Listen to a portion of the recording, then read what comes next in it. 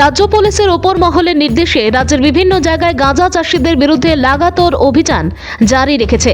ঠিক একইভাবে গোপন সূত্রের সংবাদের ভিত্তিতে রবিবার বিশ্রামগঞ্জ থানার ওসি সুবিমল দেবনাথের নেতৃত্বে পুলিশ, টিএসআর, নারকটিক্স কন্ট্রোল ব্যুরো, আবগারি দপ্তর এবং বিএসএফ জওয়ানরা যৌথ অভিযান চালায় বিশ্রামগঞ্জ থানার অন্তর্গত ওএনজিসি টিলা, আনন্দনগর এবং বিজয়নগর এলাকায়।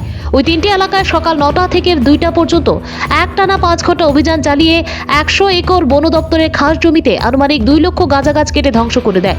তবে রবিবারের এই অভিযানে গিয়ে পুলিশ বন দপ্তরের খাস জমিতে গড়ে ওঠা গাঁজা বাগান দেখে অবাক, কেননা ওই এলাকায় বিশাল জায়গা জুড়ে গড়ে উঠেছে অবৈধ গাঁজা বাগান।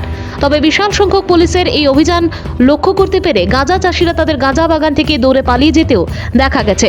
বিশ্রামগঞ্জ থানার ওসি সুবিমল দেবনাথ জানিয়েছেন, এই ধরনের অভিযান তাদের আগামী দিনেও জারি থাকবে। আজকে গাঁজা ধ্বংসে অভিযানে সামিল হয়েছে।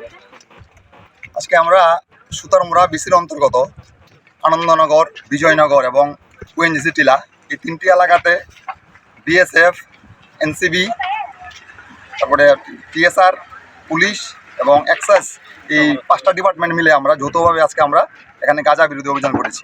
আমরা সকাল 9টা থেকে এই তিনটা এলাকাতে অনুমান 2 লক্ষের মতো আমরা আজকে গাঁজা গাছ ধ্বংস করেছি এবং আমাদের এই অভিযানে আমাদের যে সমস্ত ডিপার্টমেন্টগুলো আছে তারা সবাই আমাদের এই অভিযানে পার্টিসিপেট করেছি। কতটা প্লটে এবং কত একর জায়গা প্রায় অনুমান প্রায় 100 একর জায়গা হবে এবং প্লট প্রায় 50-এর মতো হবে। স্যার, এই সবগুলো প্লট কি ফরেস্টের রিজার্ভের। স্যার, আগামী দিনেও কি অভিযান জারি থাকবে আপনাদের? আমাদের অভিযান ডিসেম্বর মাস প্রথম থেকে শুরু হয়েছে, এটা কন্টিনিউ থাকবে। স্যার, আপনার নামটা? স্যার, আমার নাম ইন্সপেক্টর সুবিমল দেবনাথ, বিশ্রামগঞ্জ থানা।